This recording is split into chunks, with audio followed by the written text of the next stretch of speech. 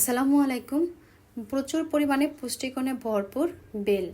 আজকের রেসিপিতে বেল দিয়ে আমি দু রকমের শরবত আপনাদের সাথে শেয়ার করব। আর এই দু রকমের শরবতই কিন্তু বেলের খুবই উপকারী শরীরের জন্য আর খুবই মজার।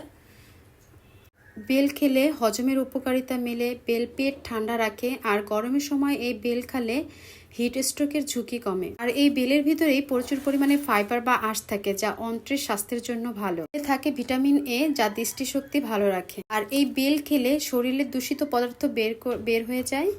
আর নিয়মিত বেল খেলে ত্বক মসৃণ ও ব্রণ মুক্ত থাকে। আরও অনেক অনেক পুষ্টিগুণ এই বেলের ভিতরে আছে। তো আমি এখানে একটা পাকা বেল নিয়েছি।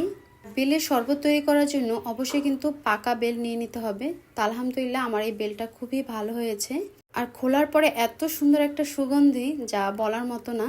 তো বেলটা ফাটিয়ে তারপরে বেলের ভিতরে যে বেলের অংশগুলা, সেটা আমি চামচ দিয়ে তারপর উঠিয়ে নিব। বেলের শরবত তৈরি করতে অনেকেই কিন্তু ব্লেন্ডার মেশিনটা ব্যবহার করে, তবে আমি হাত দিয়ে আজকে করে দেখাবো। আর চেষ্টা করবেন বেলের শরবত তৈরি করার জন্য বেলটা অনেক বেশি পাকা নেওয়ার জন্য। তো বেলগুলা উঠিয়ে তারপর আমি একটা বড় ডিশের ভিতরে নিয়ে নিলাম। বেলের মাছ বরাবর যে অংশটা থাকে, এটার ভিতরে কিন্তু একটা আঠালোর মতন পদার্থ থাকে। আর এখানে কিন্তু কোনো কিছু আর কি ফেলে দিব না। এটা আমি এখন খুব ভালো করে হাত দিয়ে মথে নেব। এ পর্যায়ে আপনারা চাইলে ব্লেন্ডারে দিয়ে নিতে পারেন। আর এই রোজার মধ্যে বেলটা যদি নিয়ে শরবত করে খাওয়া যায়, সেক্ষেত্রে কিন্তু আমাদের সবার জন্যই শরীর স্বাস্থ্যের জন্য আর কি খুবই ভালো হবে। তাই চেষ্টা করবেন কিছুদিন পর পরই এরকম বেল কিনে তারপরে শরবত বানিয়ে খাওয়ার জন্য। যেহেতু আমার এই বেলটা ভালোই পাকা, তো হাত দিয়ে আমি এটা মথে নিচ্ছি। বেশ নরম এটা। তো এ পর্যায়ে এখানে আমি অল্প একটু লবণ অ্যাড করে দেব। আর আমি এখানে চিনি ব্যবহার করেছি 1 কাপের মতো। তবে মিষ্টিটা চেক করে আপনারা কম বেশি করে নিতে পারেন।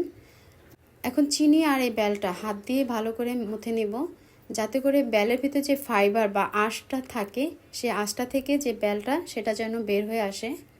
আর এর ভিতরে আমি যে চিনিটা দিয়েছি সেটাও কিন্তু একদম গলে যাবে।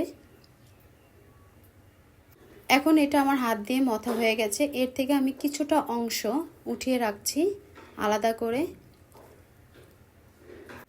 বাকি যে বেলটা আছে এর ভিতরে আমি পানি অ্যাড করে দেব। তো আমি এখানে আধা লিটার পানি নিয়েছি। এখন পানিটা অল্প অল্প করে দিব আর হাত দিয়ে মথে নিব। আর এখন এর ভিতরে যে আঁশটা, সেই আঁশটা হাত দিয়ে বের করেও কিন্তু ফেলে দেওয়া যায়। আবার কেউ চাইলে এটা চালনিতে চেলেও আঁশটা আর যে বিচিটা থাকে সেটা ফেলে দিতে পারেন। দুরকমই করা যায়, তবে হাত দিয়ে করলে মাঝে মাঝে একটু আঁশ থাকতে পারে। তো এভাবে করে আমি আঁশগুলা ফেলে দিয়েছি। তো আপনাদের সাথে আমি আজকে ছেঁকে তারপর একটু শেয়ার করছি। বেলের শরবতটা যদি এভাবে ছেঁকে করা যায় তাহলে খুবই স্মুথ হয়। আর ছাঁকনির ভিতরে দিয়ে আমি চামচ দিয়ে এভাবে করে নেড়ে নেব, তাহলে শরবতটা খুব দ্রুত নিচের দিকে পড়ে যাবে। বাকি যে ছাবাটা দেখতেছেন, এখানেও আমি বেলের যে নিচে শরবতটা পড়েছে সেই শরবতটা দিয়ে তারপর আমি ভালো করে ছেঁকে নেব। আর ছাঁকনির তলাতে দেখবেন যে খুব মোটা করে বেলটা লেগে থাকবে, সেটাও হাত দিয়ে কিন্তু নিয়ে নিতে হবে। তো বেলের পিউরিটা কিন্তু আমার বের হয়ে গেছে। বেলের শরবত কিন্তু পাতলা খেতে ভালো লাগে না। এই শরবতটা কিন্তু অবশ্যই একটু গাঢ়, মানে মুখে লেগে থাকবে, এরভাবে খেলে আর কি ভালো লাগে। আর আমার পিউরির যে ঘনত্বটা বেলের, সেটা আমি আপনাদের সাথে শেয়ার করছি। এই যে এরকম একটু গাঢ় হবে, দেখতেই পাচ্ছেন। এটা খেতে কিন্তু সবচাইতে বেশি টেস্টি হয়। যদি একেবারে পাতলা করে ফেলেন সেটা কিন্তু একদমই ভালো লাগে না খেতে। আপনারা ট্রাই করে দেখতে পারেন। যে পিউরিটা আমি তুলে রেখেছিলাম, সেই পিউরিটা এখন আমি একটু ছেঁকে নেব। আর এটা আমি দুধ দিয়ে, এখন এই দুধটা আপনারা চাইলে ঠান্ডাও নিতে পারেন, আবার হালকা কুসুম গরম দুধ দিয়েও কিন্তু এটা করা যাবে। তো 1 গ্লাস আমি দুধ এখানে নিয়ে নিয়েছি। আর চেষ্টা করবেন দুধটা একটু গাঢ় করে নিতে। এখানে আমি অল্প একটু গুঁড়ো দুধ ব্যবহার করেছি। তারপর হাত দিয়ে একটু ফেটিয়ে নিলেই তৈরি হয়ে যাবে আমার বেলের 2 রকমের শরবত। ব্যাস, একটা হচ্ছে পানি দিয়ে করেছি আর একটা একটু দুধ দিয়ে করেছি। তো ব্যাস তৈরি হয়ে গেল আমার 2 রকমের বেলের শরবত। এটা আপনি ফ্রিজে রেখেও খেতে পারবেন, আবার বরফ দিয়েও খেতে পারবেন।